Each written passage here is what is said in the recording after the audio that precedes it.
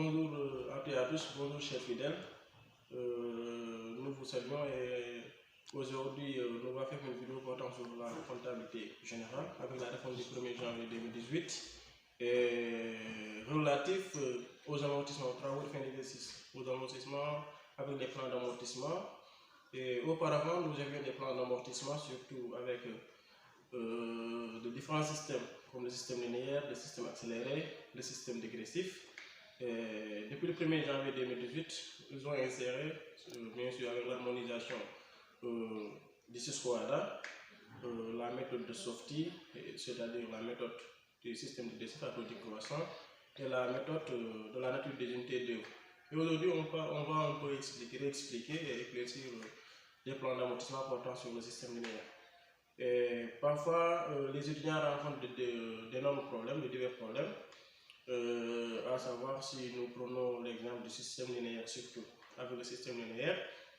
Là-bas, on a parfois des problèmes comment calculer le taux dans un plan d'amortissement, comment encore reconnaître une annuité qui est complète et une annuité qui est incomplète et tout.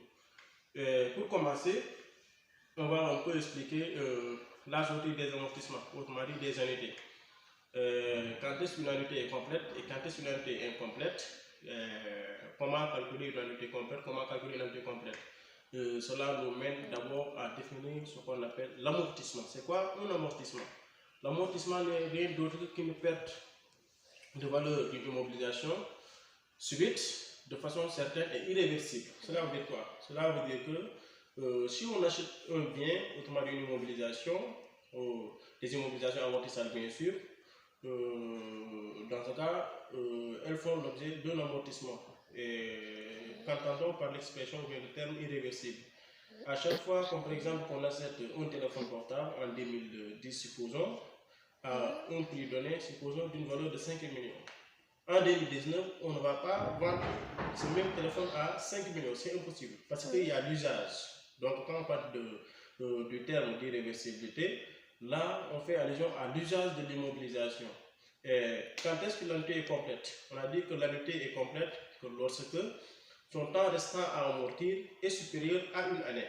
Autrement dit, si comme par exemple nous sommes à la date d'inventaire, à la date de la fin d'inventaire, de fin d'inventaire du mois, on doit d'abord regarder l'immobilisation, à quelle période cette immobilisation a été mise en service. Là, je n'ai pas parlé à quelle période l'immobilisation a été acquise, mais bien sûr, quand est-ce qu'on a mis en service l'immobilisation.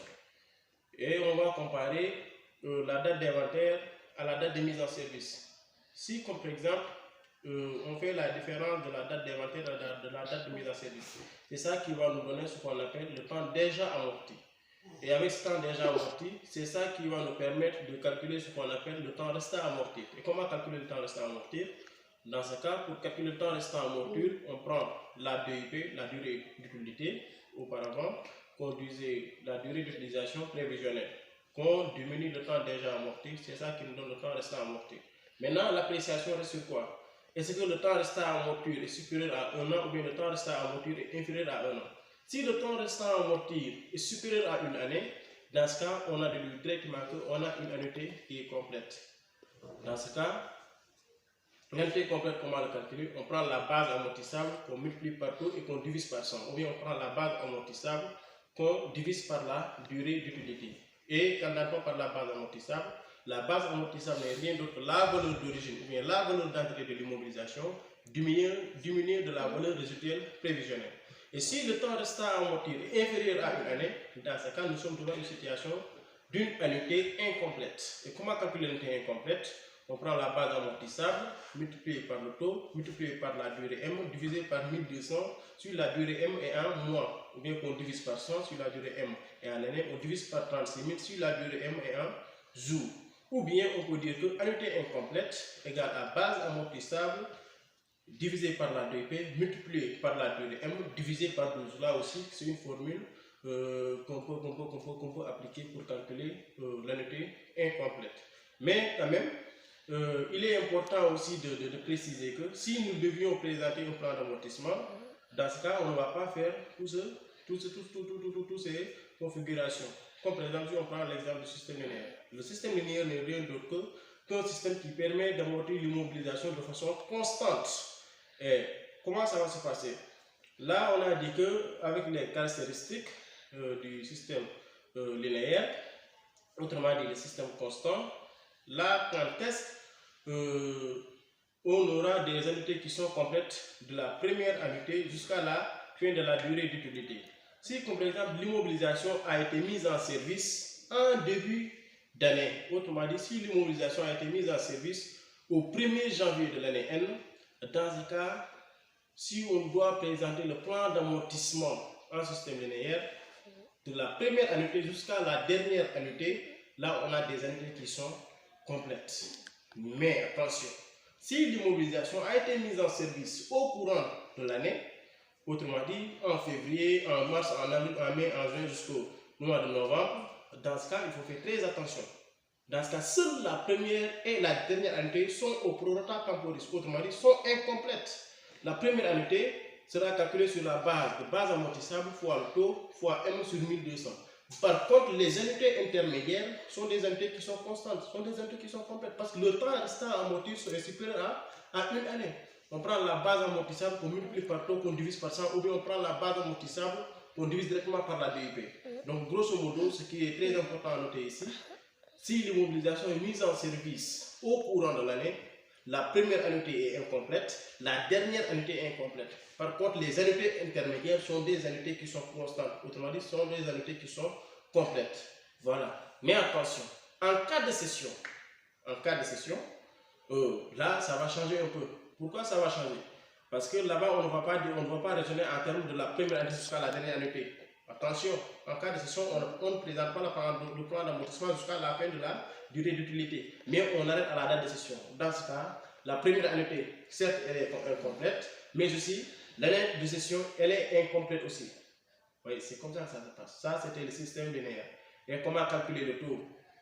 Le taux linéaire, on prend est égal à 100 sur la durée d'utilité. Autrement dit, si, comme par exemple, la durée d'utilité, c'est 5 ans, là, pour calculer le taux linéaire, on prend 100 divisé par 5, c'est ça qui nous donne 20%. Et le système accéléré aussi, c'est le même principe presque que le système linéaire, autrement dit le système constant. Là, on a dit que le système accéléré n'est rien d'autre que le système linéaire réduit d'une année. Et cette annuité réduite, autrement dit cette année réduite, qui est égale à 12 mois, sera incorporée au niveau de la première annuité. Et comment ça va se passer? C'est pourquoi on a dit que si nous sommes dans le cadre d'où l'immobilisation est mise en service au courant de l'année à système accéléré.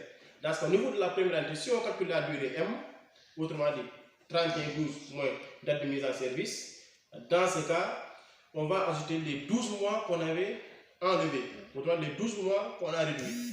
Donc, on va ajouter au niveau de la première annuité du système accéléré. C'est ça qui nous donne le système accéléré. Au niveau de la dernière annuité aussi, on a une annuité qui est incomplète. Donc, un système accéléré, comme le système linéaire, là, si l'immobilisation est mise en service au courant de l'année, seules la première et la dernière annuité sont au prorata temporis. Mais l'exception que le système accéléré fait, c'est quoi? C'est au niveau de la première annuité. Si on calcule le temps de, la durée M, on ajoute 12 mois. Autrement dit, c'est l'annuité qu'on a réduit et qu'on doit incorporer au niveau de la première annuité. Et ici, directement, on peut expliquer le système dégressif. Pour le système dégressif, on a dit que le système dégressif n'est rien d'autre que le système qui permet d'amortir l'immobilisation le plus rapidement possible. Et là-bas aussi, que l'immobilisation soit mise en service en début d'année ou bien au courant de l'année, là, je pense que ça importe un peu. Et pourquoi ça importe peu? Parce qu'on doit impérativement calculer ce qu'on appelle le nombre de lignes constantes, le nombre d'annuités constantes. Et supposons que l'immobilisation a été mise en service au courant de l'année toujours.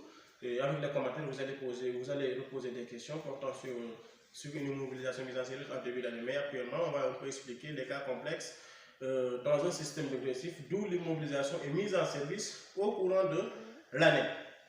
Et si l'immobilisation est mise en service au courant de l'année, comment ça va se passer? Dans ce cas, on doit encore calculer la durée, la durée M.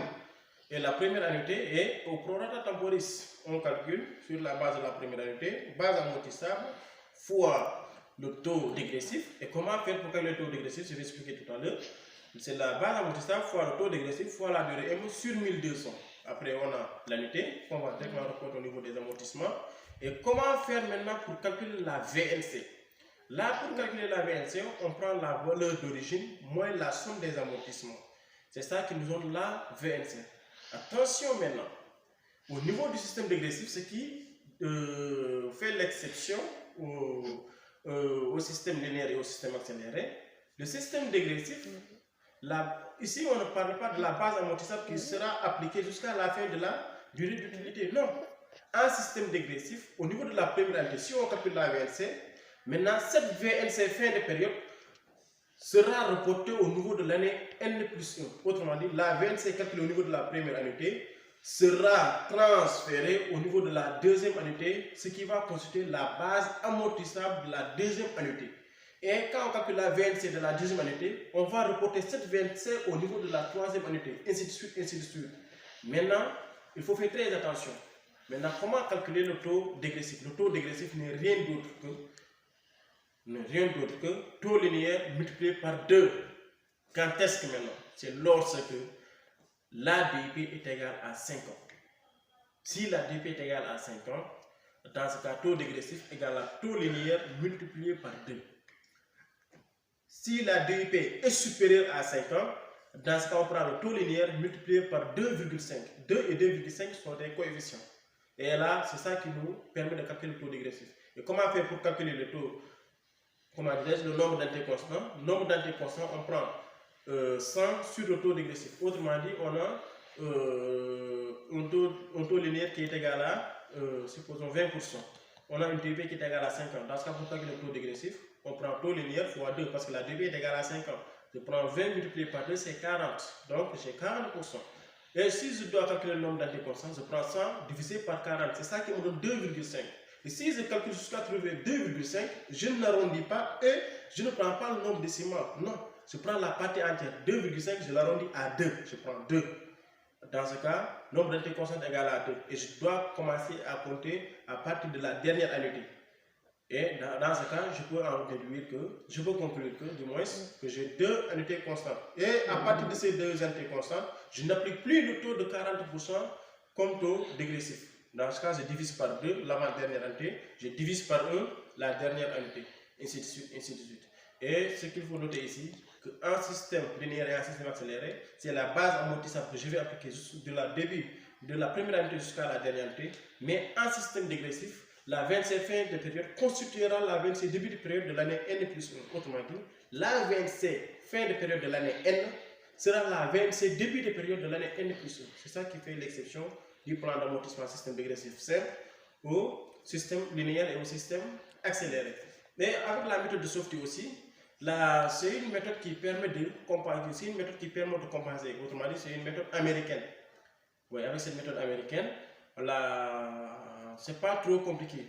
Et c'est pas trop compliqué, pourquoi je le dis? C'est parce que c'est lorsque nous nous retrouvons devant une situation où l'immobilisation est mise en service tout à fait à début d'année. Si l'immobilisation a été mise en service en début d'année, au 1er janvier, dans ce cas, c'est pas compliqué.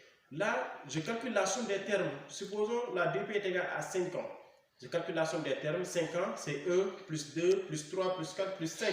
Dans ce cas, j'ai 15. Pour la première année, on a dit à taux décroissant, c'est 5, 4, 3, 2, 1. Pour la première année, je prends la base amortissable fois 5 sur 15. Deuxième année, je prends base amortissable fois 4 sur 15. Troisième année, base amortissable fois 3 sur 15. Quatrième année, je prends base amortissable fois 2 sur 15. Et la dernière année, je prends base amortissable fois 1 sur 15. Là, nous sommes devant une situation d'où l'immobilisation est mise en service tout à fait, comment dirais-je, en début d'année. Mais si l'immobilisation est mise en service au courant de l'année, dans ce cas, attention, ce n'est pas le même principe. Certes qu'on va au niveau de la première année, je prends base amortissable fois 5 sur 15, mais au niveau de la deuxième année, je dois compenser le temps restant à amortir. Autrement dit, j'ai mis en service l'immobilisation, supposons le 1er février.